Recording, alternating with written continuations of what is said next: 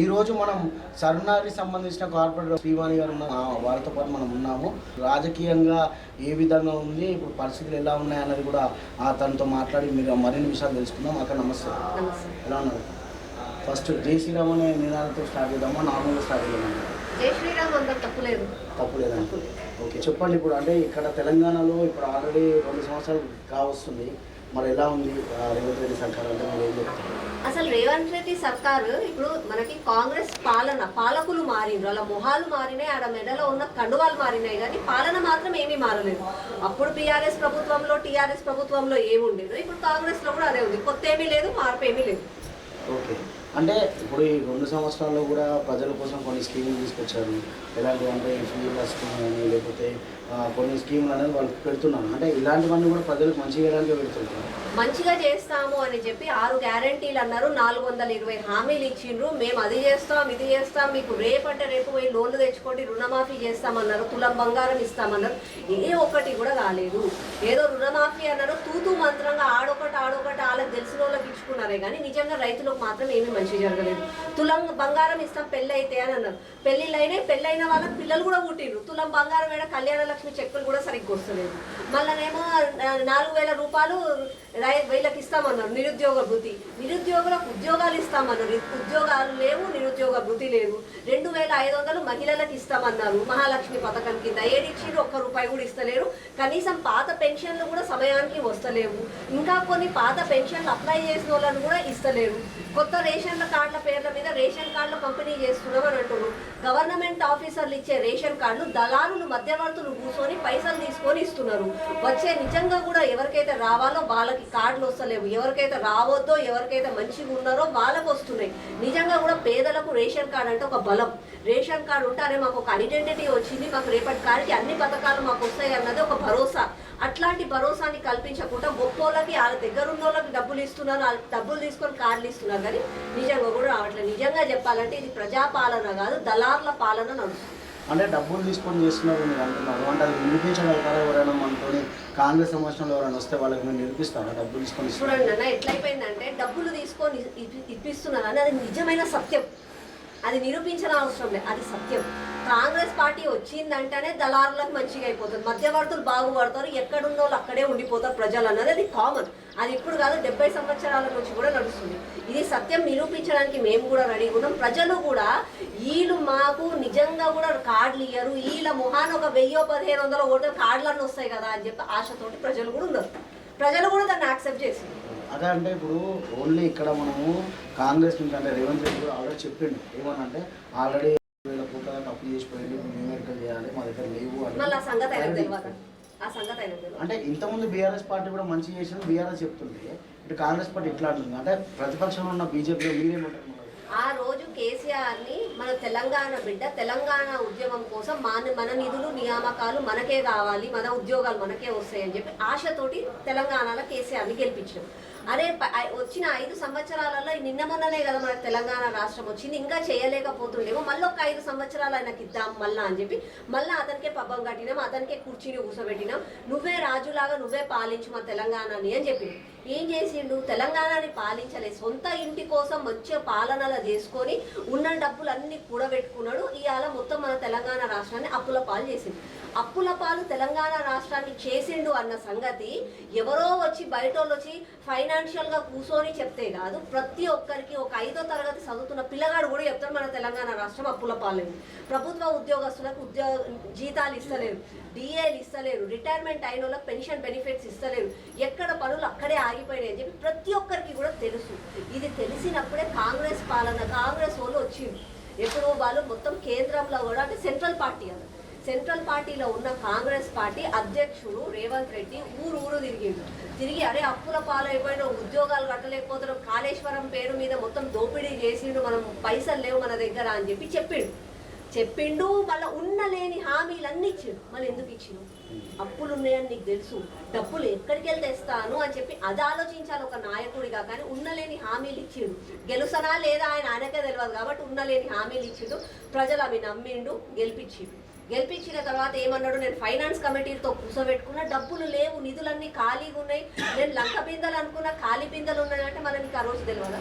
నీకు ఆ రోజు తెలిసే కదా నువ్వు పోయి ఓట్లు అడిగినావు. మళ్ళీ నీకు ఓట్లు వేసిన తర్వాత నువ్వు ఈ మాటలు చెప్పడం ఏంటి? ఇప్పుడు చెప్పాల్సింది అది కాదు. ఒక ప్రజానాయకుడిగా నువ్వు గెలిచిన తర్వాత ప్రజలకి నిన్ను గెలిపించినారు కాబట్టి వాళ్ళకి ఏం చెప్పాలంటే అప్పుల పాలైనావు కానీ అయినా నేను ఇన్వెస్ట్మెంట్స్ తీసుకొస్తాను, నేను మన రాష్ట్రాన్ని మంచిగా తీసుకెళ్తాను, మీకు ఇచ్చిన హామీలన్నీ నేను నెరవేరుస్తానని చెప్పాలి. కానీ నేను ఇచ్చిన హామీలు నెరవేరడానికి డబ్బులు లేవు అని అంటే మళ్ళీ నువ్వెందుకు 5వ తరగతి పిల్లగాడు కూర్చున్నా అయిపోతాను కదా, రాజీనామా చేయాలి. మామూలుగా అయినా ఒక కాంగ్రెస్ పార్టీ నుంచి సీఎం ఉన్నా కూడా సెంట్రల్లో బీజేపీ ఉంటే బీజేపీ కలిసి ఉంటుంది, మోదీ గారు కూడా కలవడం జరిగింది. అంటే వాళ్ళు చెప్పేది ఏంటంటే ఇక్కడ కాంగ్రెస్ ఉండడం వల్ల అక్కడి నుంచి రావడం నిధులు రావట్లేదు అని కూడా మాట్లాడుతుంది. ఇక్కడ ఇద్దరు మినిస్టర్లు ఉన్నారు, సెంట్రల్ మినిస్టర్లు, అయినా మనకు రావట్లేదు అనేది కాంగ్రెస్ వాళ్ళు. మరి దానిట్లో కూడా వచ్చాను అదే అంటుంది, అందితే చుట్టూ లేకపోతే కాదు, అయితే సోమవారం లేకపోతే మంగళవారం. ఆ రోజు బీఆర్ఎస్ ప్రభుత్వము మంచి జరిగితేనేమో అరే మేం చేస్తున్నాం మేం చేపిస్తున్నాం అని చెప్పి జబ్బలు జరగకుండా డీజేలు పెట్టి పార్టీలు చేసుకుంటారు. అదే అక్కడ ఏమైనా జరగలేదు కుదరలేదంటే అరే మాకు కేంద్ర ప్రభుత్వం సహకరిస్తలేదు, మోదీ మాకు డబ్బులు పంపిస్తలేదు అని ఆ రోజు కేటీఆర్ కేసీఆర్ అదే చెప్పింది. ఇవాళ రేవంత్ రెడ్డి కూడా అయితేనేమో ఆయన పేరు గొప్ప, అరే మేము కాంగ్రెస్ వాళ్ళం కష్టపడ్డామని చెప్పారు, కాకపోతేనేమో కేంద్రం సహకరిస్తలేదు అంటారు. అందుకని ఇక ఈ డ్రామాలు నాటకాలకి బంద్ పెట్టేద్దాము. ఇక మన తెలంగాణ రాష్ట్రంలో రేపు రాబోయే ఎన్నికలలో బీజేపీకి ఓటేద్దాం, కమలం పువ్వుకి ఓటేసి బీజేపీని గెలిపిద్దాం. కేంద్రంలో బీజేపీనే, ఇప్పుడు కాదు మళ్ళీ వచ్చే 10 సంవత్సరాలు బీజేపీనే ఉంటుంది గ్యారెంటీగా. మన రాష్ట్రంలో కూడా బీజేపీని తెచ్చుకుందాం, డబుల్ ఇంజన్ సర్కార్ తోటి పని చేపించాం. ఆ రోజు ఇయ్యలేదని మేము చెప్పలేం కదా, మేము చేస్తాం కదా పనులు, మేము చేసి చూపిస్తాం కదా. కాబట్టి ఇలా ప్రజలు కూడా అదే క్లారిటీలో ఉన్నారు. వీళ్ళకేసే అరే వీళ్ళు దొంగలు ఊర్లు పంచుకున్నట్టు పోయి అటువై కేంద్రం పేరు చెప్తున్నారు. బీజేపీనే గెలిపిద్దాం, ఈడ బీజేపీ ఉంటుంది ఆడ బీజేపీ ఉంటుంది, అప్పుడు ఎవరి పేరు చెప్తాం, తప్పకుండా పనులు జరుగుతాయని చెప్పి అలా రాష్ట్రంలో కూడా అందరూ ఉన్నారు. అంటే ఇప్పుడు ఇంతకుముందు రేవంత్ రెడ్డి అట్లా కలవడం కూడా ఆర్ఎస్ఎస్ కార్యకర్త అయినా కాబట్టి వెళ్ళి రేవంత్ రెడ్డి కలుస్తున్నాడు, ఇప్పుడు బీజేపీలో రానికైనా ప్రయత్నిస్తున్నాడు. బీజేపీ తర్వాత ఒకవేళ ఆయన బీజేపీకి వచ్చి సీఎం అవుతారంటే మీరు దాన్ని ఓకే అంటారా? ఇప్పుడన్నా మా బీజేపీ పార్టీ అన్నది పెద్ద కుటుంబం, ప్రపంచవ్యాప్తంగా ఒకప్పుడు సిపిఐ కమ్యూనిజం ఉన్నది, అట్లాంటిది ఈ రోజు మా పార్టీ ముందుకు వచ్చింది అంటే కేవలం మా ఐడియాలజీ, దేశం కోసం ధర్మం కోసం న్యాయం కోసం పోరాడతారు వీళ్ళు. ఇట్లాంటి వాళ్ళతో మనం ఉంటే దేశానికి మంచి జరుగుతుంది, మన పిల్లల భవిష్యత్తు బాగుంటుందని ప్రతి ఒక్కరు మా దాంట్లో పార్టీలో జాయిన్ అవుతున్నారు. జాయిన్ అయ్యేదానికి మేము ఎవరం కూడా ఆపం. ఒకవేళ నిజంగా కూడా చిత్తశుద్ధితోటి దేశం కోసం ధర్మం కోసం పోరాడతానని చెప్పి ఏ ఒక్కరు అనుకున్నా కూడా మేము స్వాగతిస్తాం. అది రేవంత్ రెడ్డి అయినా సరే, కేసీఆర్ అయినా, కేటీఆర్ అయినా, కవితక్కనన్నా సరే. తప్పేమవుతుంది ధర్మం కోసం మాట్లాడుతుంది. హిందుత్వ పార్టీ అంటే అట్లా అంటే మన దగ్గర మైనారిటీలో ముస్లిమ్స్ ఉన్నారు, క్రిస్టియానిటీ ఉంది, వీళ్ళందరూ కూడా మనం పట్టించుకోకుండా ఓన్లీ బీజేపీ ఎజెండాతో మాత్రమే వెళ్తున్నారు. కాబట్టి మొన్న అధికారికంగా అంటే ప్రతిపక్షంలో రావాల్సిన పార్టీ కూడా ఇప్పుడు ఓన్లీ కొన్ని సీట్లకే పరిమితమైన కొందరు. అది తప్పు ప్రొపగండా చేసుకుంటా ఏళ్ల తరబడి బీజేపీ అంటే ఏదో ఒక మతానికి అని చెప్పి, బీజేపీ ఏ రోజు కూడా మతం పేరు చెప్పదు, బీజేపీ ఎప్పుడైనా ధర్మం పేరు చెప్తుంది. ధర్మం అంటే మన దేశంలో ప్రతి ఒక్కరు ఎట్లా నడుచుకోవాలి, ఎట్లా బ్రతకాలన్నదే ధర్మం. మేము ఇప్పటికీ కూడా బరాబర్ చెప్తాం, మేము దేశం కోసం ధర్మం కోసం పాటుపడతాం. ఆ ధర్మమేది మా దేశంలో ఉన్న ప్రతి ఒక్కరు భారతీయుల కోసం మేము పాటుపడతాం. అంతేగాని మేము మొహం చూసి బొట్టు పెట్టే రకాలు కాదు. అదే కాంగ్రెస్ నాయకులు రాజ్యాంగం గురించి మాట్లాడతారు, డెమోక్రసీ గురించి మాట్లాడతారు, వాళ్ళు సెక్యులరిజం గురించి మాట్లాడతారు, వాళ్ళు మొహాలు చూసి బొట్లు పెడతారు. వాళ్ళు ఒక వర్గం దిక్కు ఒకలాగా మాట్లాడతారు, ఒక వర్గం దిక్కు ఒకలాగా మాట్లాడతారు. మేము అట్లా కాదు, మేము ఎప్పుడైనా ఒకటే, దేశం ధర్మం కోసమే పోరాడతాం. అది ప్రతి ఒక్కరు, అందులో హిందువులు కానీ, ముస్లింలు కానీ, పార్సీలు కానీ, సిక్కులు కానీ ఎవరున్నా సరే అది మా దేశం, అది మా ధర్మం, మేము అదే పోరాడతాం. అంతేగాని మేము సెక్యులరిజం పేర్ల మీద దొంగలు చేయము, దొంగతనాలు చేయము, ఓట్ బ్యాంక్ రాజకీయాలు అయితే మేము చేయము. అంటే ఇంతమంది అంటే తెలంగాణలో ప్రసిద్ధి చెందినటువంటి టెంపుల్స్ చాలా ఉన్నాయి, కానీ ఎందుకు మనం ఓన్లీ భాగ్యనగరం తీసుకుంటారు బీజేపీ వాళ్ళు అని అంటే మీరు దానికి సమాధానం ఏం చెప్తారు? భాగ్యనగరమే కాదు, దేశవ్యాప్తంగా ఏ గుడికైనా సరే మేము పోరాడతాము. మా దాంట్లో బీజేపీకి సంబంధించి ఎప్పుడైనా ఏదన్నా స్టార్ట్ చేసే ముందు అక్కడికి వచ్చి అంటే అక్కడ ముస్లిం ప్రాంతం అవ్వడం వల్ల అలా చేస్తారా, లేకపోతే ముస్లింల పైన ఆయన మాట్లాడిన మాటలు కూడా కొన్ని అలానే ఉంటాయి. కాబట్టి చాలా మందిలో కూడా అది కొంచెం గట్టి పడిపోయింది. ఏంటంటే హిందుత్వ పార్టీ అంటే బండి సంజయ్ అంటే హిందూ అని, అట్లా దాన్ని మనం ఎట్లా చూడవచ్చు? బీజేపీ అంటే హిందుత్వ పార్టీ కాదు, బీజేపీ అంటే భారతీయ జనతాదళ్ పార్టీ, జనతా పార్టీ. అదే మీకు ఎంఐఎం పేరు చెప్పండి, ఏ ఎంఐఎం, ఆయన పేర్లనే ముస్లిం ఉంది. మేము ఏ రోజు కూడా మతం కోసం మాట్లాడం. మేము ఇప్పటికీ కూడా ఎంఐఎంని వ్యతిరేకిస్తాము, రజాకార్ల పాలనను వ్యతిరేకిస్తాం. మేము ఎప్పుడు కూడా ఇస్లాంకి మేము వ్యతిరేకం కాదు. వాళ్ళు మన దేశంలో ఉన్నారు, వాళ్ళు ఎప్పుడో ఎడారిల నుంచి మన దేశంకి వచ్చి బతికిన వాళ్ళు. ఈ రోజు మన దేశంలో వాళ్ళు భాగం. వాళ్ళు మనతో అందరం కలిసి మెలిసి మంచిగా అన్నదమ్ముళ్ళలాగా అక్క చెల్లెల లాగానే బ్రతకాలి. అది మన రాజ్యాంగం కల్పించిన స్వాతంత్రం మనకి. మేము ఏ రోజు కూడా ఇస్లాంకి ముస్లిమ్స్కి వ్యతిరేకం కాదు. మేము ఎంఐఎంకి మళ్ళా మేము రజాకార్ల పాలనకు వ్యతిరేకం. అది మేము ఇప్పటికీ కూడా వ్యతిరేకం. ఓకే, అంటే ఎంఐఎంకి మనం వ్యతిరేకం అని మీరు చెప్తున్నారు, కానీ అదే ఎంఐఎం ఉన్న ప్రాంతాలు 7 నియోజకవర్గాలు ఉంటాయి. ఆ 7 నియోజకవర్గాల్లో ఒక్కసారి కూడా వేరే పార్టీ గెలవడానికి ఎందుకు అంత ఆసక్తి వాళ్ళు చూపించలేరు మనం అనుకోవచ్చు? వాళ్ళు చూపించట్లేదంటే వాళ్ళకి మీరన్నట్టే ఇప్పుడు మీరే అన్నారు బీజేపీ అంటే మతతత్వ పార్టీ అని చెప్పి మీరే అన్నారు. అట్లనే ఒక భయాందోళన వాళ్ళకి, అరే బీజేపీ వస్తే ఏమో చేసేస్తుంది, మమ్మల్ని బతకనియదు, మమ్మల్ని దేశంలో నుంచి పంపించేస్తుంది. మీరు ఒక్కసారి ఆలోచించండి. ఇప్పటికీ 11 సంవత్సరాలు మా నరేంద్ర మోదీ గారు ప్రధానమంత్రి అయ్యారు, బీజేపీ ప్రభుత్వం కేంద్రంలో ఉంది. మళ్ళీ ఏ ఒక్కరికన్నా అన్యాయం చేసినామా, ఏ ఒక్కరినన్నా రంజాన్ చేసుకోవద్దనన్నామా, ఏ ఒక్కరికన్నా మస్జిద్లల్లో మీరు నమాజ్ చేయొద్దనన్నా, లేకపోతే లౌడ్ స్పీకర్లు వీకేసినామా, ఎవరికన్నా మేము ఏమైనా అన్యాయం చేసినామా? ఏమీ చేయలేదు. అందరికీ మంచిగా. ఇంకా చెప్పాలంటే అన్న మీరు మాట్లాడతారు బీజేపీ మతతత్వ పార్టీ హిందుత్వ పార్టీ అని అంటే మీరు ఒక్కసారి ఆలోచించండి. అయోధ్య రామ మందిరం కట్టిన దగ్గరనే మాకు ఓట్లు వేయలేదన్న హిందువులు, అవునా కదా? మేము అక్కడనే ఓడిపోయినాము. వారణాసిలో అంత గొప్పగా కాశీ విశ్వనాథ్ గుడి కడితేనే ఆడనే నరేంద్ర మోదీ గారు ఒక మూమెంట్లో ట్రైనింగ్ అయ్యింది అని అంటే మేము హిందుత్వకి కాదు, మేము కేవలం అభివృద్ధికి, దేశానికి, ధర్మానికి, రక్షణకి మాత్రమే. మేము ఒకటేం చెప్తున్నామనంటే ఎవరికి అన్యాయమైనా మేము ముందొచ్చి మాట్లాడతాం, మేము ముందొచ్చి పోరాడతాం. మాకు అధికారం ఉన్నా లేకున్నా, మాకు కుర్చీ ఉన్నా లేకున్నా పోరాడడం మాకు అది. మేము అట్లాగే పోరాడతాం, మేము ఎప్పటికీ అలాగే పోరాడుతున్నాం. కానీ అంటే బీజేపీ అంటే మతతత్వ పార్టీ, బీజేపీ అంటే అన్యాయం చేస్తుంది అని చెప్పి కొంతమంది ముస్లింలని ఎన్నో సంవత్సరాల నుంచి భయాందోళన వాళ్ళు కూడా ఇలా మేలుకుంటున్నారు. వాళ్ళు ఒకటే ఆలోచిస్తారు. 370 ఆర్టికల్ తెచ్చినాం, అది ఎవరి మంచి కోసం చేసాం? అక్కడ కశ్మీర్లో నివసిస్తున్న ముస్లింల మంచి కోసం తెచ్చినాం. ట్రిపుల్ తలాక్ తెచ్చినాం, అది ఎవరి మంచి కోసం చేసాం? మహిళల మంచి కోసం తెచ్చినాం, ముస్లింల మంచి కోసం. ఇలా సిఏ తీసుకురావాలని అనుకుంటాం. సిఏ తీసుకొస్తే ఎవరికి మంచిగా అవుతుంది? ఎవరైతే ముస్లింల పేర్లు చెప్పి వేరే దేశాల నుంచి ఇక్కడికి వచ్చి ఉండి వీళ్ళకి రావాల్సినవి వాళ్ళు గుంజుకుంటున్నారో వాళ్ళని కాపాడడానికి ఎన్ఆర్సీ సిఏ తీసుకొస్తామని చెప్పి అన్ని చేసిన పథకాలు అన్నీ కూడా మంచి చేసింది ముస్లింలకే కదా. మళ్ళీ మతత్వ పార్టీ ఏమొస్తుంది, హిందుత్వ పార్టీ ఎందుకు వస్తుందన్న?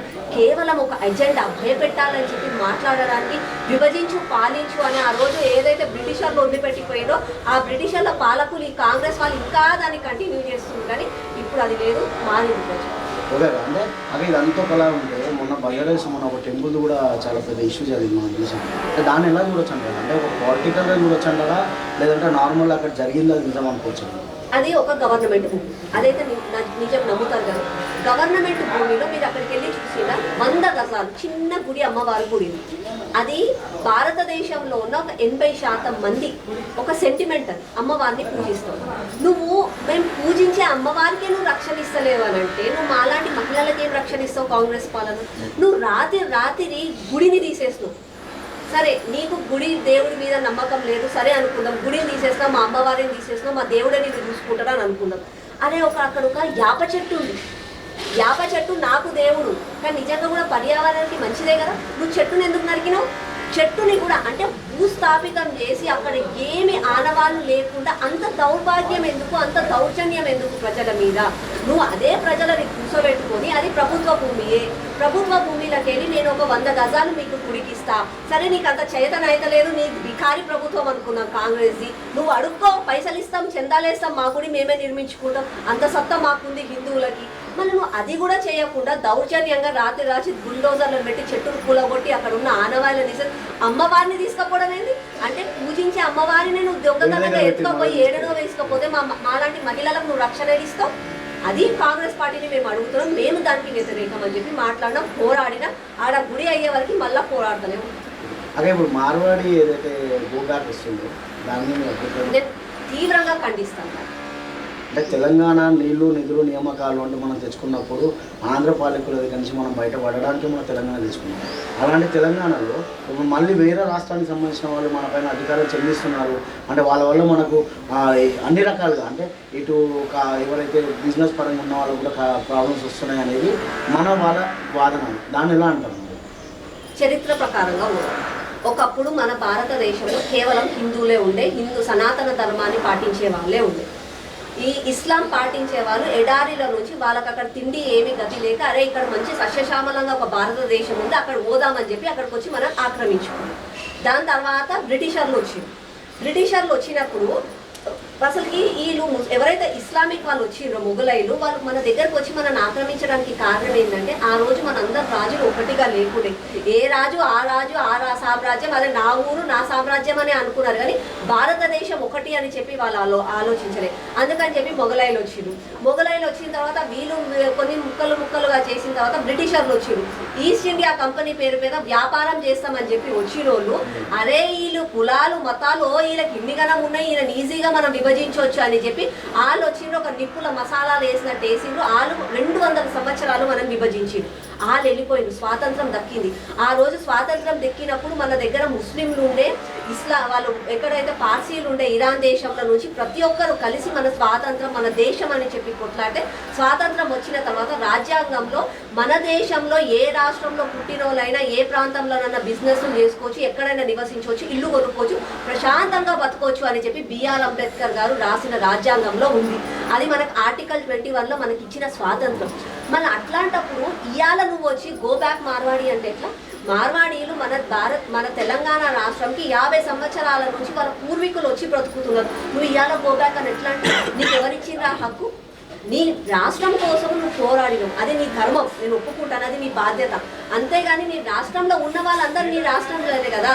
అట్లా అని చెప్పి నేను ఇవాళ Islam go back, Parsi go back అంటే ఎట్లయితుంది? ఇది నా దేశం అంటేనే కులాలకు మతాలకు రాష్ట్రాలకు భాషలకు అన్నిటికీ అతీతంగా ఉన్నదే భారతదేశం.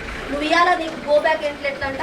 నీకు నీ ఇద్దరి మధ్యలో అయిన గొడవకి నువ్వు సర్దుబాటు చెప్పు, నీ ఊర్లో నువ్వు మాట్లాడుకో, నీ ఇంట్లో నువ్వు మాట్లాడుకో, నీ గడపలో నువ్వు కొట్లాడు. నీ గడప బయట నీ దేశం ఒకటే, భారతదేశం ఒకటే. అట్లాంటి నువ్వు ఇట్లాంటి మాటలు మాట్లాడుతూ తప్పు. కొట్టడం తప్పంటున్నా కదా.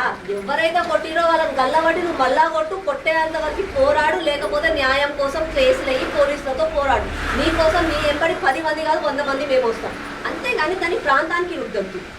ఒకరు చేసిన తప్పుని ప్రతి ఒక్కరు అనొద్దు. నేను ఇవాళ ఒక్క ఎగ్జాంపుల్ చెప్తానన్నా. ప్రపంచవ్యాప్తంగా మగవాళ్ళు మహిళలకు అన్యాయం చేస్తున్నారు, మహిళల పైన అత్యాచారాలు చేస్తున్నారు, మహిళలను వేధిస్తున్నారు అని చెప్పండి. అట్లని చెప్పి అందరు మగవాళ్ళు మంచోళ్ళు కాదంటే తప్పు కదా. నా అన్న మంచోడు, నా భర్త మంచోడు, నా తండ్రి మంచోడు, మీలాంటి వాళ్ళు చాలా మంది ఉన్నారు మంచి వాళ్ళు. అట్లని చెప్పి అందరినీ తప్పు, అందరు గో బ్యాక్, మగవాళ్ళు అందరు గో బ్యాక్ అంటే ఎట్లయితుందన్న? ఒక సమాజం నడవాలి అని అంటే అందరం కలిసికట్టుగా ఉండాలి, అందరం మాట్లాడుకోవాలి, తప్పులైన దగ్గర పోరాడాలి, మనకి పరిష్కారం దొరికే వరకు పోరాడాలి. మనకి పరిష్కారం దొరికే వరకు కేసులు చట్టాలు ఎన్నో ఉన్నాయి మన దగ్గర, వాటన్నిటిని మనం తీసుకోవాలి, రాజ్యాంగబద్ధంగా పోరాడదాము. ఇవన్నీ ఎందుకన్నా గో బ్యాక్ అనడం తప్పు. ఇది కూడా ఓకే, ఒప్పుకుంటా. నీకు మనసు బాగా అయ్యింది, మార్వాడి గో బ్యాక్ అని అన్నావు, సరే ఒప్పుకుంటా. నేను తెలంగాణ బిడ్డగా నేను ఒప్పుకుంటా. అరే నా తెలంగాణ బిడ్డకు అన్యాయమైంది, నేను ఎందుకు వద్దనొద్దు, నేను కూడా తెలంగాణ బిడ్డనే కదా, నా మార్వాడి గో బ్యాక్ అందాం కొంచెం మూమెంట్లో. రేపు మన తెలంగాణ బిడ్డలే బాంబేలు ఉన్నారు, ఎవరెందుకు యాక్టర్లే ఉన్నారు, సినిమా యాక్టర్లే ఉన్నారు. అరే తెలంగాణ వాళ్ళు ఇచ్చిన తెలంగాణ గో బ్యాక్ అని అలాంటి ఏడిపోతున్నారు. అమెరికాలు ఉన్నారు, బ్రిటిషర్లు ఏడేనో ఉన్నారు మనోళ్ళు. Telangana go back, Telugu go back అంటే ఎట్లా? అది కూడా వదిలేద్దాం. నేను హైదరాబాద్లో పుట్టి పెరిగిన, మా నాన్న మేమందరం ముందు నుంచి హైదరాబాద్లో ఉన్నాం. నేను హైదరాబాద్ అని గొప్పగా చెప్పుకుంటాను. రేపు నిజామాబాద్ వాళ్ళు వస్తారు నా దగ్గరికి, అరే ఈ నిజామాబాద్ వాళ్ళది ఎక్కువైపోతుంది బై, నిజామాబాద్ గో బ్యాక్ అంటే ఎట్లయితే అట్లా కొన్ని మహారాష్ట్రలో మరాఠీ కంపల్సరీ మాట్లాడాలి. ఒకటే ఇవన్నిటి వెనకాల కాంగ్రెస్ హస్తం ఉంది, కమ్యూనిజం హస్తం ఉంది. దేశం అంతా ఒక్కటైపోతుంది. ఆపరేషన్ సింధూర్ పేరు పైన ప్రపంచ వ్యాప్తంగా మన బలమేందో మనం చూపించినాము. అరే వీళ్ళు విశ్వగురువుగా ఎదిగిపోయిన దేశం ముందుకు పోతుంది, తట్టుకోలేక భరించలేక కొంతమంది భాష పేరు మీద ప్రాంతం పేరు మీద నార్త్ సౌత్ అని చెప్పి ఇలా విభజిస్తున్నారు. వీటన్నిటి వెనకాల ఎవరు ఉన్నారన్న? మొన్ననేమో తమిళనాడులో స్టాలిన్ ఏం చేసింది, తమిళ్ పేరు మీద హిందీ వేరు, హిందీ గో బ్యాక్ అని చెప్పి, మరాఠీ మహారాష్ట్ర వాళ్ళు అరే వీళ్ళు గో బ్యాక్ అని చెప్పి నార్త్ సౌత్ అని చెప్పి. ఇవన్నిటి వెనకాల ఎవరైనా ఈ ఇండియా అలయన్స్ ఎవరైతే కాంగ్రెస్ రాహుల్ గాంధీ ఉన్నాడో వీళ్ళు ఉన్నారు. మళ్ళీ కొత్తగా వీళ్ళు కులగణన గురించి బీసీల గురించి మాట్లాడతారు. మళ్ళీ ఉన్న 60 సంవత్సరాల బీసీలు గుర్తుకు రాలే అంటే ఆ రోజు బీసీ నాయకులు లేకుండేనా, బీసీలకు సామర్థ్యం లేకుండానా? అరే నీ మొత్తము పవర్ ఊడిపోయింది, అన్ని ఊడిపోయినా నీకే దిక్కు దివానా లేదు, నువ్వు ఇవాళ వచ్చి బీసీలను కాపాడుతా అంటే ఎవరు నమ్ముతారు? అంటే తెలంగాణ వచ్చిన మొదటిసారి వచ్చింది అంటే ఆంధ్రప్రదేశ్ ఉన్నప్పుడు ఉమ్మడి రాష్ట్రం ఉన్నప్పుడు పక్కన పెడితే తెలంగాణ వచ్చినాక నేను రావడం ఫస్ట్ టైం. నేను అధికారంలో ఉన్నప్పుడు నేను బీసీలకు చేయాలనేది నా ఎజెండా అని రేవంత్ రెడ్డి అంటారు. రేవంత్ రెడ్డి వెనకాల ఉన్నదైతే రాహుల్ గాంధీ కదా. రాహుల్ గాంధీ చెప్తేనే కదా ఈయన రేవంత్ రెడ్డి పప్పెట్టులాగా ముందు చేస్తున్నాడు. రేవంత్ రెడ్డికి ఏమన్నా కొత్తగా వచ్చింది ఐడియా కాదు. మళ్ళీ రేవంత్ రెడ్డి ఇంతకుముందు టీడీపీలో కూడా ఉండే, మళ్ళీ ఆ రోజు ఎందుకు ఆయన పోరాడలేదు? మళ్ళీ ఆ రోజు కూడా బీసీ నాయకులు లేకుండా, బీసీలకు మాకు సామర్థ్యం లేకుండా మేము ఏమైనా రాజ్యం వేయలేమా? బీసీలము మాకు నాయకత్వం ఇచ్చి చూపి రెడ్డిల కంటే అందరికంటే మంచిగా చేసి చూపిస్తాం. మళ్ళీ ఆ రోజు ఎందుకు ఇవ్వలే? మళ్ళీ అవన్నీ వదిలేద్దాము. మళ్ళీ ఇవాళ నిన్న మొన్న ఇక రేవంత్ రెడ్డి ఇవాళ నిన్న మొన్న వచ్చిండు కదా. మళ్ళీ ఇదే రేవంత్ రెడ్డిని నేను అడుగుతున్నా, ఉపరాష్ట్రపతిగా బీసీ ఒక ఎన్డీఏ ప్రభుత్వము బీసీని నియమించింది, అనుకున్నారు, ఎన్నుకున్నారు. మళ్ళీ నువ్వు రెడ్డిని ఎందుకు పెట్టు? బీసీల మీద ప్రేమ లేదా? బీసీ నాయకులు లేరా? ఎంతమంది లేరు? సరే ఇవన్నీ కూడా వదిలేద్దాము. నువ్వు ఒక ముఖ్యమంత్రివి, రాష్ట్రానికి నీకు కొత్తగా తెలివి వచ్చింది, నీకు ఇవాళ కొత్తగా బీసీల మీద ప్రేమ వచ్చింది, రాజీనామా చేయి. పొన్నం ప్రభాకర్ అన్న చేయి బీసీని, మా బీసీ బిడ్డ. సురేఖకు ఉంది మా బీసీ బిడ్డ, ముఖ్యమంత్రిని చేయి. అప్పుడు నేను నిజాయితీ నిరూపించుకో. నువ్వేమో రెడ్డివి, నీకు ముఖ్యమంత్రి కుర్చీ కావాలి, కొత్తగా బీసీలకు 42% ఇస్తా అంటే ఎవరు నమ్ముతారు? అంటే ఇట్లనే ఇప్పుడు మీరు బీసీ బిడ్డ అంటున్నారు. ఇప్పుడు ఎవరైతే పీసీసీ ఉన్నారో పీసీసీ కూడా నేను ఒక మాట మాట్లాడండి బండి సంజయ్ గారి గురించి. అంటే బండి సంజయ్ ఎట్లా గెలిచిండు? దొంగ ఓట్లతో గెలిచిండు, లేకపోతే ఇక్కడ క్యాడర్ కలిగాడు. అంటే తెలంగాణలో బీజేపీ క్యాడర్ లేదంటారు కదా? బీజేపీ క్యాడర్ లేదు. 8 ఎమ్మెల్యేలు 8 ఎంపీలు గెలిచినామా? 48 కార్పొరేటర్లను గెలిచినామా? వాళ్ళ క్యాడర్ ఏడుంది? అసలు తెలంగాణలో వాళ్ళ క్యాడర్ ఏడుంది? కాంగ్రెస్ వాళ్ళు తెలుసుకోవాలి. వైఎస్ రాజశేఖర్ రెడ్డి గారు నిజంగా పార్టీలకు అతీతంగా కూడా ఒక లెజెండరీ పొలిటీషియన్. ఆయన పాదయాత్ర చేస్తేనే మన తెలంగాణలో, మన హైదరాబాద్ జీహెచ్ఎంసీలో ఎన్ని ఓట్లు వచ్చినాయి, ఎంత ఓట్ బ్యాంక్ ఉంది వాళ్ళకి. ఇవాళ ఏదో కొత్తగా చెప్తున్నారు అలా కుర్చీ దక్కింది, వాళ్ళ గొప్పతనం కాదు, బీఆర్ఎస్ వైఫల్యం. ఆ బీఆర్ఎస్ వాళ్ళు ఉండరాని పనులు అన్నీ చేసి ఉన్నదంతా దోచుకొని తింటుంటే ఇక ప్రజలకు ఏమీ లేక వాళ్ళు కాంగ్రెస్కి ఓటేసిండ్రు. కానీ కాంగ్రెస్ గొప్పతనం ఏమీ లేదు, బీఆర్ఎస్ వైఫల్యం. అంటే ఎప్పుడన్నా మళ్ళీ మన బీజేపీ అధికారంలోకి రాబోతుందంట నెక్స్ట్ టైంలో ఎలా ఉండబోతుంది? రాబోతుంది, రావాలి. మీలాంటి వాళ్ళందరూ కూడా దానికి సహకరించాలి. నేను మీరన్న ప్రశ్నలకే నేను సమాధానం చెప్తున్నాను. ఆ రోజు బీఆర్ఎస్ ప్రభుత్వం చేయని పనులకు ఏమన్నది? కేంద్రం సహకరిస్తలేదు అని అన్నది. ఇవాళ కాంగ్రెస్ ప్రభుత్వం చేయని పనులకు ఏమంటుంది? కేంద్రం సహకరిస్తలేదు అని అంటుంది. అదే మీరు ఈడ కూడా రాష్ట్రంలో బీజేపీ ఉంటే బీజేపీకి ఆ సమాధానం చెప్పాల్సి వస్తుందా? చెప్పదు. బీజేపీ కష్టపడుతుంది, కాళ్ళకు బల్పాలు కట్టుకోనన్నా తిరుగుతాము, పనులు చేస్తాము. న్యాయం జరిగే వరకు నిజమైన బంగారు తెలంగాణ అయింది, నిజమైన ప్రజాపాలన అయిందో అప్పుడు చేస్తూ. అంటే నిజం ఇవ్వట్లేదు అక్క. మీరు అన్న మాటలు ఎట్లుందంటే బీజేపీ వస్తేనే సెంట్రల్ నుంచి మనకు ఫండ్ వస్తుందా, లేకపోతే వీళ్ళకి ఫండ్ ఇవ్వట్లేదా అని మనం అనుకోవచ్చా? బీజేపీ కేంద్రంలో ఉంది. కేంద్రంలో రాజ్యాంగబద్ధంగా ఏదో మేము కొత్తగా వచ్చి రాజ్యాంగం మార్చిన వాళ్ళం ఏం కాదు. రాజ్యాంగంలో బిఆర్ అంబేద్కర్ గారు వాళ్ళకి డెవలప్మెంట్ ప్రకారంగా ఎంతమందికి ఎన్ని నిధులు ఇవ్వాలి, ట్యాక్స్ల పరంగా ఎంత తీసుకోవాలి అన్నది వాళ్ళకి ఎక్కడైతే నియమించి ఉంటుందో అదే ఫైనాన్స్ డిపార్ట్మెంట్ వాళ్ళు ఆ రాష్ట్రంలో అవసరాలు ఏంది, అక్కడ ప్రజలు ఎంత, పాపులేషన్ ఎంత, దాటికి తగ్గట్టుగా ఎన్ని ప్రాజెక్టులు నియమించాలి, ప్రాజెక్టులను నియమిస్తే రాబోయే తరానికి ఎట్లా ఉపయోగపడుతుంది, వీటన్నిటిని కన్సిడర్ చేసి ఎక్కడెక్కడ ప్రాజెక్టులకు ఎన్నెన్ని నిధులు ఇవ్వాలి, ఎక్కడెక్కడ వెల్ఫేర్ స్కీమ్స్కి ఎన్నెన్ని నిధులు ఇవ్వాలి అన్నది వాళ్ళు డివైడ్ చేసి పెట్టుకుంటారు. ఇది మనం పోయి అరే నేను ఆంధ్రప్రదేశ్ నుంచి వచ్చినా, నేను తెలంగాణ నుంచి వచ్చినా, అరే నేనే కదా ఫైనాన్స్ మినిస్టర్ని, నేను ఒక 100 కోట్లు ఎక్కువ వేసుకుంటా అన్నది ఏముండదా? ఆడ ఎంత ఉంటుందో అంతనే ఇస్తాం, అట్లనే ఇస్తాం. దానికి ఇస్తలేరు అని చెప్పి వీళ్ళు మాట్లాడతారు. అదే మేము ఇచ్చినాం పై నువ్వు రా ముందుకు రా, నేను ప్రూవ్ చేస్తా, పేపర్లతో సహా చూపిస్తా, నీకు వినపియకపోతే చోళ్ళలో మిషన్లు పెట్టు, ఆ పైసలు కూడా లేకపోతే మేము ఇస్తాం. ఇను వినిపిస్తలేదు ఇక మిషన్లు పెట్టుకున్న నీ చోలు పనికొస్తలేవు అని అంటే కళ్ళకు అద్దాలు పెట్టిపిస్తాం. కనిపిస్తలేని కూడా అని అంటే పోయి చూపిస్తాం. ఏమేం ప్రాజెక్టులు కట్టినాము, ఏమేం రోడ్లు కట్టినాం అన్నీ చూపిస్తాం. ఇది కూడా రేవంత్ రెడ్డి లాంటి వాళ్ళకి అర్థమైతలేదంటే రేవంత్ రెడ్డిని ఒకటే అంట. అంటే తెలంగాణలో ముఖ్యమంత్రి అయిన నుంచి మూటలు కట్టుకొని రాహుల్ గాంధీని కలవడానికి పోతున్నాడు. ఎయిర్పోర్ట్లకి వెళ్ళి పోతుండగా, ప్లేన్ ఎక్కే పోతుండు కదా. ఎయిర్పోర్ట్ ఎవరు కట్టిండు? రాహుల్ గాంధీ కట్టిండు. ఏమన్నా నరేంద్ర మోదీ కేంద్ర ప్రభుత్వమే కట్టింది కదా. మళ్ళీ ఎట్లా పోతాడు? హైవేల మీద కాన్వాయిలు వేసుకొని తిరుగుతారు, రోజు 10-20 కార్లు వేసుకొని తిరుగుతారు ఓపెనింగ్లకి. రేషన్ కార్డుల బియ్యం ఇస్తుంటే కూడా వీళ్ళు ఓపెనింగ్లోకి పోతారు, కార్లు వేసుకొని పోతారు. మళ్ళీ హైవేలు ఎవరు కట్టిండు? నరేంద్ర మోదీ కట్టిండు కదా. నిన్నగాక మొన్న పెహల్గాంలో ఎవరో పిచ్చోళ్ళు ఉగ్రవాదులు వచ్చి మన వాళ్ళని చంపినప్పుడు ఆ రోజు అక్కడికి డ్రోన్లను పంపించి ఆడ పాకిస్తాన్ వాళ్ళని ఎంత అరగంటల కాళ్ళ మీదకి తీసుకొచ్చి, ఎవరి వల్ల? కేంద్ర ప్రభుత్వం వల్లనే కదా. అంటే మన డిఫెన్స్ సిస్టమ్ స్ట్రాంగ్ ఉంటేనే కదా ఇవన్నీ అయినాయి. కానీ ఇవన్నీ చేస్తుంది కేంద్ర ప్రభుత్వమే కదా. నాకు ఇస్తలేరు అని అంటే ఎట్లయితే? నేను ఇంకొకటి ఎగ్జాంపుల్ చెప్తాను. ఒక తల్లి ఉంది, తల్లి మంచిగా 2 కొడుకులు, సరే 4 కొడుకులు అనుకోండి. ఒక తల్లికి 4 కొడుకులు. కొడుకులు పని చేసి అమ్మకి తీసుకొచ్చి ఇన్ని పైసలు ఇస్తారు, నెలకి ఇంత పైసలు ఇస్తారు. తర్వాత అలా కుటుంబాలని నడిపించుకుంటారు. ఏ కుటుంబంలోనన్నా, మన తెలంగాణనే కాదు, ఏ కుటుంబంలోనన్నా ఇదే జరుగుతుంది. నెలకి ఇంత నీకు జీతం వస్తా, నీ జీతంలోకి వెళ్ళి ఒక 2000 ఏమో అమ్మకి ఇస్తే అమ్మ ఇంట్లో అన్నం వండి పెడుతుంది. అవునా కాదా? 4 కొడుకులు, 2 కొడుకులేమో మంచిగా అమ్మకి జీతం తెచ్చిస్తున్నారు. అమ్మ జీతంలోకి వెళ్ళి పైసలు కొడుకులకి ఇస్తుంది, ఆ కొడుకుల పిల్లలకి దాంట్లోకి ఇస్తుంది. మిగతా 2 పిల్లలు ఇస్తలేరు అమ్మకి. ఆలు షికార్లు, ఆలు సినిమాలకి, వాళ్ళ పిల్లలకి బంగారాలు, వీళ్ళు ఫారెన్ ట్రిప్పులు చేస్తున్నారు. అంటే ఫారెన్ ట్రిప్పులకు పోతున్నారు. అమ్మను వచ్చి, అమ్మ నా కొడుకుకి జ్వరం వచ్చింది, అమ్మ నువ్వు పైసలు ఇస్తలేవారంటే అమ్మ ఏమంటారు, మళ్ళీ నీ జీతం ఎడిగిపోయిందిరా అంటే నీ జీతంతోనేమో నువ్వు ఫారెన్ ట్రిప్పులకు పోతావు, మళ్ళీ పిల్లలకు జ్వరం వస్తే ఏం చేస్తారా, వాళ్ళు వెనక పెట్టుకోవాలని నీకు తెలియలేదా అని అమ్మ అంటారు కదా. ఇది కేంద్ర ప్రభుత్వం అంటే ఒక తల్లిలాగా తండ్రిలాగా పైనుంచి నీకు అవసరం ఉన్నప్పుడు చేసి చూస్తారు. అది కాక ఎప్పుడైనా సడన్గా విపత్తులు వస్తాయి, భూకంపాలు, వరదలు ఏమన్నా వస్తాయి. ఆ టైంలో NDRF టీం అని వస్తుంది. ఆ టైంలో విపత్తు కాలంలో నరేంద్ర మోదీ గారు, కేంద్ర ప్రభుత్వం ఒక డబ్బులు ఇస్తారు. నువ్వు అన్నీ అంటే నువ్వు ఇచ్చిన షికార్లకి, నీకు ఆ సినిమాలకి, నీ స్టైల్లకి, వాటికి వీటికి ఖర్చు పెట్టుకుంటా. రేవంత్ రెడ్డి నాకు అది కావాలి, నాకు ఇది కావాలని అడిగితే సడన్గా ఏదన్నా విపత్తు కార్యక్రమంలో, విపత్తు సమయంలో కేంద్రం దగ్గర ఏడుంటాయి, నిధులు ఏడుంటాయి. మొన్న కరోనా వచ్చింది 2 సంవత్సరాలు, మొత్తం ప్రపంచవ్యాప్తంగా అల్లకల్లోలం అయితే కూడా మనం మంచిగా దర్జాగా ఇంట్లో కూర్చొని అలా పాలకూర బజ్జీ వేసుకుందామా, ఆలుగడ్డ బజ్జీలు వేసుకుందామా, ఏం తిందాం, ఏం చేద్దామని చెప్పి సంతోషంగా ఉన్నాం. 2 సంవత్సరాలు పని పాట లేకుండా కూడా మంచి కూర్చొని తిందాం మనం. దానికి కారణం ఏంటి? విపత్తు కాలంలో మనం వెనకేసుకోవాలి, జమ చేసుకోవాలి. అది మనకి నేర్పించినారు. అరే నువ్వు ₹1 ఖర్చు పెడితే ఒక ఆటనన్నా నువ్వు వెనకేసుకోవాలని అన్నారు. కానీ ఈ రేవంత్ రెడ్డి, రాహుల్ గాంధీ, కేసీఆర్ మాట వింటే రూపాయికి ₹10 అప్పు తెచ్చుకోవాలంటారు. ఏదో ఉంటుంది ఆ సామెత, చారానా అదే బారానా కూరకి అన్నట్టు ఆ టైప్ ఉంటుంది. ఇట్లా ప్రజల అవసరాల మేరకు కాడుకుంటారు. కానీ రేవంత్ రెడ్డి గారు నాకు అది కావాలి, నాకు ఇది కావాలి అని అంటే మాత్రం ఇది. అంటే జూలారం ప్రాజెక్ట్ గురించి కూడా మనం మాట్లాడచ్చు. ఇప్పుడు కాంగ్రెస్ గవర్నమెంట్ అటు అలా ఎవరైతే ఆయనకి ఒక భిక్ష పెట్టినటువంటి చంద్రబాబుకి ఆ వాటర్ మొత్తం పోయేలాగా చేస్తున్నాడు అనేది కూడా ఒక రేవంత్ మీద ఒక నిజంగా కూడా యాక్చువల్గా ప్రాజెక్ట్ ఇంకా ఫైనలైజ్ కాదు.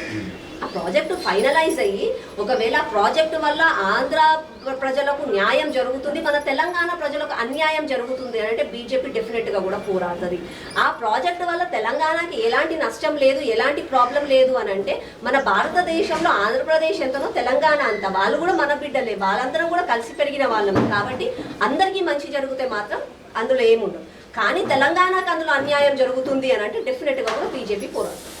ఓకే, ఇదంతా ఇప్పుడు మనము ఆల్రెడీ స్టేట్ పాలిటిక్స్ పోయినాము, నేషనల్ పాలిటిక్స్ పోయినాము. ఇప్పుడు మన కార్పొరేటర్గా మన డివిజన్కి వస్తే ఇప్పుడు ఎమ్మెల్యేతో ఎలా ఉందండి మనకి? ఎందుకంటే ఇక్కడ ఉందేమో గవర్నమెంట్ కాంగ్రెస్ గవర్నమెంట్, మనకు ఉన్న ఎమ్మెల్యేనేమో బీఆర్ఎస్, ఇక్కడ మీరు చూస్తే బీజేపీ. అంటే ఏ విధంగా ఉందనుకోవచ్చు?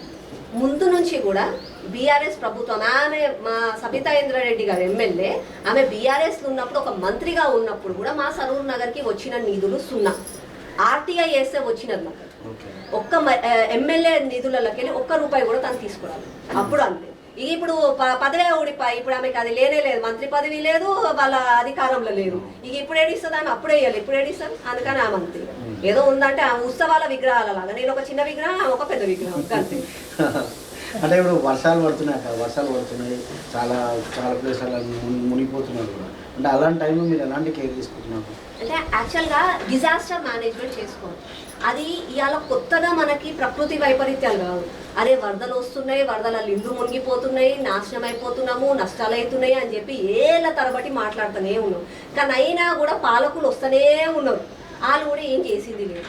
అంతకుముందు వీళ్ళు బీఆర్ఎస్ వాళ్ళు వచ్చింది, కేటీఆర్ మున్సిపల్ శాఖ మంత్రిగా ఉంది. SNDP నాలా పేరు మీద ₹20 కోట్ల ఖర్చు పెట్టి ఒక్క చుక్క నీళ్లు లేకుండా చేసా, మా నాన్న నదులకే నడక నేర్పిండు అని మాట్లాడిండు. ఆయన ఏడ నేర్పిండు? వర్షం నీళ్ళు ఏడిపోవాలా, నీళ్ళకి తెలియక ఎక్కడ మునిగిపోతున్నాయి, కార్లు మునిగి ఇండ్లు మునిగిపోతున్నాయి. అది వాళ్ళు చేసిన తప్పు. ఏమన్నా అంటే ఫ్లైఓవర్లు కట్టినా, బ్రిడ్జులు కట్టినా అంటున్నారు. కానీ నువ్వు ఫ్లైఓవర్లు, బ్రిడ్జులు కట్టినావు, నీళ్లు పోవడానికి దానికి ఏమైనా దారి చూపించాలి కదా. నాలాలన్నీ కబ్జా చేసినావు, చెరువులు కబ్జా చేసినావు, కుంటలు కబ్జా చేసినావు, బిల్డింగ్లు కట్టినావు. మళ్ళీ ఇవాళ నువ్వు నీళ్ళు ఏడిపోతాయి.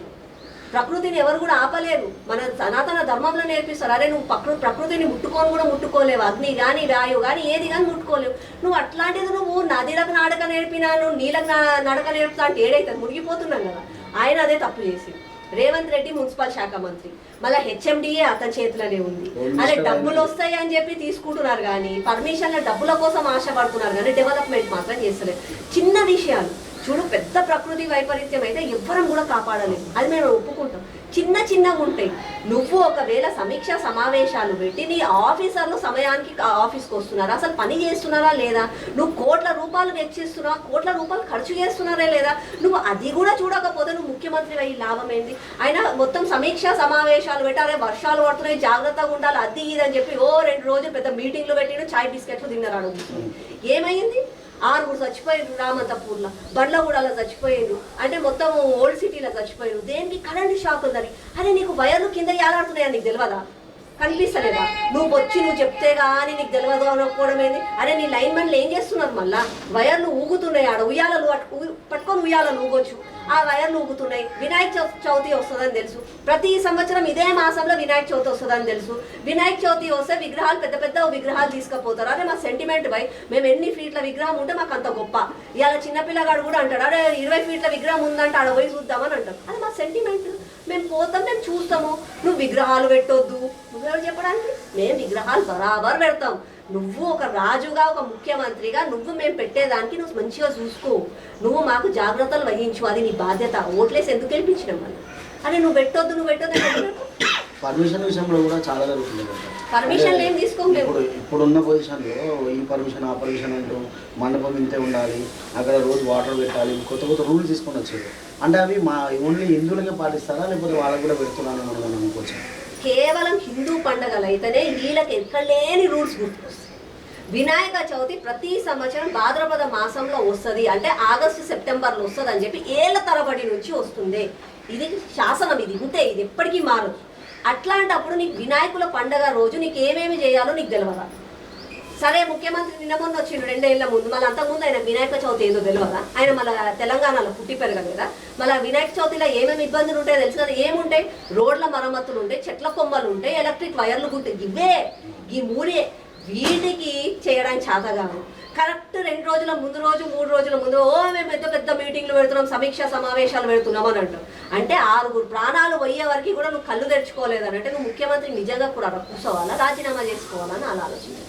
మళ్ళీ ఇదే విషయము చిన్న వేరే వాళ్ళవి పండుగలు అయితే పెద్ద ఫంక్షన్ హాల్ బుక్ చేస్తారు, స్టేడియాలు బుక్ చేస్తారు, ప్రోగ్రాంలు చేస్తారు. మరి హిందూ పండుగలు అంటే ఎందుకు ఇంత చిన్న చూపు? అంటే హిందువులు ఏంటంటే అరే ఈయన తిట్టినా కొట్టినా వీళ్ళు మర్చిపోతారు, వీళ్ళు ఏమనంటే అరే వాళ్ళ కర్మాలను పోతారు నా భయ అని అంటారు. అదే వేరే ధర్మం వాళ్ళు అట్లా కాదు, వాళ్ళని ఏమన్నా అన్నారు అనుకో నెత్తి నరికేస్తారు. మనం అట్లా కాదు, అరే దేవుడు ఉన్నాడుగా దేవుడు చూసుకుంటాడు, అన్ని ఆధారం దేవుడి మీద. తినాలన్న దేవుడే, రేపు బాగుపడాలన్న దేవుడే, ఎగ్జామ్లో పాస్ అవ్వాలన్న దేవుడే, ఎవడన్నా తప్పు చేసానికి శిక్షించాలన్నా కూడా దేవుడే. అన్ని దేవుడు చూసుకుంటాడు కదా. వాళ్ళైతే అట్లా కాదు, వాళ్ళు రంగంలోకి తిరుగుతారు, అరే నీకు సర్ తన్సే చూడాలని మాట్లాడతారు. వాళ్ళకంటే వాళ్ళు భయపడతారు, మనకు భయపడరు. కాబట్టి మనం అంటే చిన్న చూపు ఇప్పటికన్నా మేలుకోవాలి. నేను మళ్ళీ మీ ద్వారా కూడా చెప్తున్నా, హెచ్చరిస్తున్నా, ఏ ఒక్కరికన్నా ఏమన్నా నష్టం జరిగితే మేము ఊరుకునేది లేదు. ఏ ఒక్కరికన్నా అన్యాయం జరిగినా, ఇబ్బందులు జరిగితే మాత్రం మేము ఊరుకునేది లేదు. ఈసారి గణేష్ చతుర్థి భక్తితోటి, శ్రద్ధతోటి, ఉత్సాహంతో బరాబర్ జరుపుకుంటాం. అరే డీజేలు పెట్టుకోవద్దు, మీరు అది చేయొద్దు, ఇది చేయొద్దు అని అంటే మళ్ళీ వేరే వాళ్ళకి రావాలి డీజేలు. సరే వేరే పండుగలకు వేరే ధర్మాల గురించి పక్కకు పెడదాము.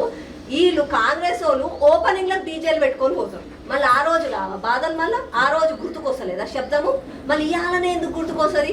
మేము 15 రోజులు ఉత్సవాలు జరుపుకుంటాం. మీకు భయం ఉంటే, సెక్యూరిటీ మీరు భరించలేకపోతే 100 మందిని అన్న దింపండి బలగాలని. మమ్మల్ని మేము ధర్నాలు చేస్తే పంపిస్తారు కదా 100 మందిని. పొద్దున్నే 4 గంటలకే వస్తారు మా ఇంటికి సెక్యూరిటీ. మేడం మీరు ప్రివెంటివ్ అరెస్ట్ చేస్తున్నాం, 4 గంటలకే వస్తారు. మళ్ళీ ఈ పండుగలకు కూడా చేస్తాం. అంటే మేడం మన కౌన్సిల్, మన వార్డులో ఉన్న ప్రాబ్లమ్స్ ఏమున్నాయి, ఆ ప్రాబ్లమ్స్ పబ్లిక్ అంటే మన గవర్నమెంట్ తెలిసేలాగా మీరేమో చెప్పాలి. చూడండి, డెవలప్మెంట్ అని అంటే continuous process, long ending project. నువ్వు పనులు చేస్తూనే ఉంటావు. ఇవాళ నేను ఒక సీసీ రోడ్ వేయించాను, ఆడ ఒక అపార్ట్మెంట్లు కడతారు, అవి కడతారు, మళ్ళీ అవి తోగుతారు. మళ్ళీ ఒక 5 రోజులకే మళ్ళీ వచ్చి అరే మా ఇంటి ముందర గుంతలు ఉన్నాయి అవి పూడ్చండి అని చెప్పి. ఇట్లాంటివి అన్నది డెవలప్మెంట్ ప్రాసెస్ అన్నది కంటిన్యూస్ ప్రాసెస్. అది ఎవరున్నా ఎవరు లేకున్నా, అది నేనున్నా లేకున్నా చేయాల్సిందే. లైట్లు పెట్టాల్సిందే, డ్రైనేజీ చేయాల్సిందే, రోడ్లు వేయాల్సిందే, చెట్లు కొమ్మలు కట్ చేయాల్సిందే, శానిటైజర్ ఊడవాల్సిందే. ఈ ప్రాసెస్ జరుగుతూనే ఉంటుంది. నేను ఒక కార్పొరేటర్గా గెలిచిన తర్వాత, నాకు అంతకుముందు పొలిటికల్ లైఫ్ నా ఏమీ లేకుండా, నేను ఒక కార్పొరేటర్ మాట్లాడుతున్నాను మేడం మీరు ఫస్ట్ టైం అయితే కార్పొరేటర్గా గెలిచిన తర్వాత నా సరూర్ నగర్ డివిజన్లో నేను మార్నింగ్ వాక్ల పేర్ల మీద ప్రజలతోటి మొత్తం తిరిగిన. అంటే ప్రజలకు కొన్ని రాజకీయంలో ఉన్నప్పుడు కొన్ని సమస్యలు అయితే కొన్ని సమస్యలు కావు, ఆ సమస్యలను ఎదురయ్యాలి, మాట్లాడాలి, ఎందుకు అవ్వట్లేదో వాళ్ళకి కూడా తెలియించాలి. నేను ఒక కార్పొరేటర్గా అయ్యే ముందు నా ప్రచారంలో కూడా ట్రాన్స్పరెన్సీ, నేను అకౌంటబిలిటీ, అంటే ఒక కార్పొరేటర్గా మీరు గెలిపిస్తారు, వాళ్ళు ఏం పని చేస్తున్నారో ఏదో కూడా మీకు తెలియదు, అట్లా కాదు. నన్ను మీరు గెలిపించిన తర్వాత నేను ప్రతినిత్యం మీకోసం నేను ఏం పని చేస్తున్నాను, నేను అది మీకు తెలిసేలాగా చేస్తానని చెప్పి నేను ఆ రోజు వాళ్ళకి హామీ ఇచ్చాను. నేను ఇప్పటికీ కూడా అదే నడుస్తున్నాను అలాగే. అది కానీ కొన్ని మనం ఏమనుకుంటామంటే కార్పొరేటర్గా గెలవంగానే ఏదో రజనీకాంత్ సినిమా లాగా ఇట్లా చిట్కేయంగానే అన్ని పనులు అయిపోతాయని అనుకుంటాం, కానీ అట్లా కాదు. లెటర్లు ఇవ్వాలి, వాళ్ళ చుట్టూ తిరగాలి, ఫండ్స్ రావాలి, అక్కడ అవసరాలు ఏమున్నాయో అవన్నీ కూడా తెలుసుకోవాలి. కాబట్టి మార్నింగ్ వాక్ అని చెప్పి, ఈవినింగ్ టాక్ అని చెప్పి, డ్రైవ్స్ అని చెప్పి నేను అందరి ప్రతి నిమిషం ప్రజలలో ఉంటున్నాను. నాకు అందులో కొన్ని సమస్యలు తెలియదు, చాలా స్ట్రేంజ్ సమస్యలు.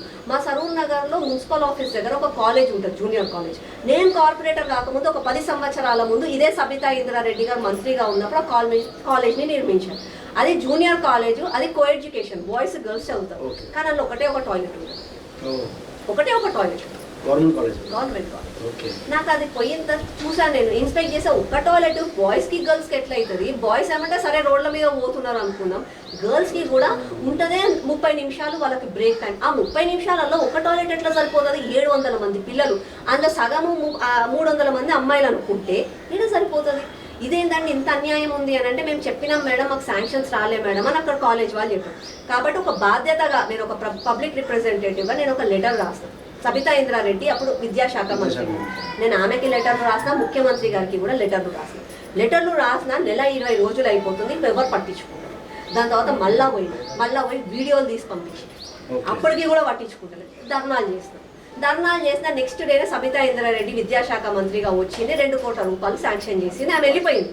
బిల్డింగ్ కట్టిండ్రు, మీరు ఇప్పుడు పోయి కావాలంటే బిల్డింగ్ చూసుకోండి, ఓపెనింగ్ కాలేదు, టాయిలెట్లు కట్టలేదు, ఎందుకంటే కాంట్రాక్టర్కి పైసలు వస్తాయి. అప్పుడేమో బీఆర్ఎస్ ప్రభుత్వం ఆ కాంట్రాక్టర్ని నియమించింది, బీఆర్ఎస్ ప్రభుత్వం పోయింది. ఇప్పుడు కొత్తగా వచ్చిన కాంగ్రెస్ ప్రభుత్వం వాళ్ళకి డబ్బులు ఇస్తారు. ఇప్పటికీ కూడా అదే బాధలో ఉన్నారు పిల్లలు, అదొక పెద్ద ప్రాబ్లం. ఇంకొకటి మా దగ్గర విఎం ఉమెన్ ఉంటుంది. విఎంఓ అన్నది ఒక ఆర్ఫనైజ్ సెంటర్. ఆ ఆర్ఫనైజ్ సెంటర్ ప్లేస్లో చేయాలని పనులు చేస్తున్నారు, మొత్తము దుర్వినియోగం చేస్తున్నారు డబ్బులు. నేను దానికోసం పోరాడడం జరిగింది, దాని మీద కొంచెం ఇన్స్పెక్షన్స్ చేశాను. దాంతో పాటుగా విజయపురి కాలనీలో ఒక నాలా ఉంటుంది, ఆ నాలా కూడా అమ్మ సబితమ్మ తప్పేం చెప్తాను నేను, అసలు అక్కడ నీళ్ళు లాగా ఏమి రావు ఆ కాలనీలో. అట్లాంటిది ఏడికెలో నాలాని తీసుకొచ్చి ఓపెన్ ల్యాండ్లో వదిలేసింది. మళ్ళీ అదేమి ఇంజనీరింగ్ స్కిల్లో నాకు తెలియదు. ఆమె చెప్పింది సరే, ఇంజనీరింగ్లో ఒప్పుకున్నారు సరే, అప్పుడున్న స్థానిక కార్పొరేటర్లు ఒప్పుకున్నారు, అయిపోయింది. ఇప్పుడు అది ఎప్పుడు చిన్న వర్షానికి కూడా అది నిండిపోతుంది, అది వైఫల్యం వాళ్ళదే. అప్పుడు దానికి నేను 6 కోట్ల రూపాయలు శాంక్షన్ చేయించిన, 2.5 సంవత్సరాలు అయిపోయింది. దానికి కొబ్బరికాయ కొట్టడానికి కూడా సబితా ఇంద్రారెడ్డి గారు వచ్చారు ఎమ్మెల్యే లాగా. ఇప్పటికీ కూడా నిధులు రాలేదు, ఇప్పటికీ కూడా పనులు జరిగాయి. దాంతోపాటు నేను ఇంకా అచీవ్ చేసి గెలిచిన వాళ్ళు చాలా ఉన్నాయి. జేబీ కాలనీలో అట్లాంటి కాలనీస్లలో నేను చేయించడం జరిగింది, అందులో డబ్బులు వచ్చినాయి, ఆ వర్క్స్ అన్నీ అయిపోయినాయి, సాల్వ్ అయిపోయినాయి. కొన్ని వర్క్స్ ఇంకా కూడా మిగిలినాయి. నెక్స్ట్ కార్పొరేటర్గా మళ్ళీ మీకే అవకాశం ఉందా? అవకాశం ఉందా అని అంటే అది మా అధిష్టానం నిర్ణయిస్తుంది. మా అధిష్టానం ఒకవేళ అవకాశం ఇస్తే ఇంకా ప్రయత్నిస్తాను. ఇప్పుడు వచ్చిన సేవల కంటే నేను ఇంకా రెట్టింపు ఉత్సాహంతో సేవలు చేయగలుగుతాను, ఎందుకంటే నాకు ప్రాబ్లమ్స్ ఎక్కడ ఉన్నాయో తెలుసు, దానికి సొల్యూషన్స్ ఏంటో నాకు ఇప్పుడు అర్థమయ్యాయి. అప్పుడు కొత్తగా, ఇప్పుడు ఇంకా నాకు అర్థమైపోయాయి. దాంతోపాటు ప్రజలలో నేను ఎక్కువగా మమైకమై తిరుగుతున్నాను, నాకు ఒక అడ్వాంటేజ్ ఉంటుంది. అధిష్టానం ఆశీర్వాదం ఇస్తే ప్రజలు గెలిపిస్తే వాళ్ళ అధిష్టానం సీట్ ఇవ్వకపోతే వేరే పార్టీకి ఏమైనా చెప్పేదా? పార్టీలో వేరేది అవసరం లేదు. నా ఐడియాలజీ హిందుత్వము, నా ఐడియాలజీ దేశం ధర్మం, నాకు ఇది నచ్చి నేను ఇక్కడికి వచ్చాను. పొలిటికల్గా నేను ఏదో కార్పొరేటర్ కావాలి, నేను ఏదో రిబ్బన్లు కట్ చేయాలి, నా వెనక ఏదో కద్దరు బట్టలు వేసుకొని 100 మంది తిరగాలి, ఏదో సంపాదించుకోవాలన్నది నా ఆశ కాదు. నేను నన్ను గెలిపించిన ప్రజలకి ఒక మార్పు తేవాలి అన్నది నా ఆశయం ఉండే. Have done best in that. వేరే పార్టీలలో అయితే నాకు అది కుదరదు, నా బీజేపీతోనే నాకు అది సాధ్యమవుతుంది. Thank you. ఇది ఈరోజు ఇంటర్వ్యూ, మరిన్ని ఇంటర్వ్యూతో మళ్ళీ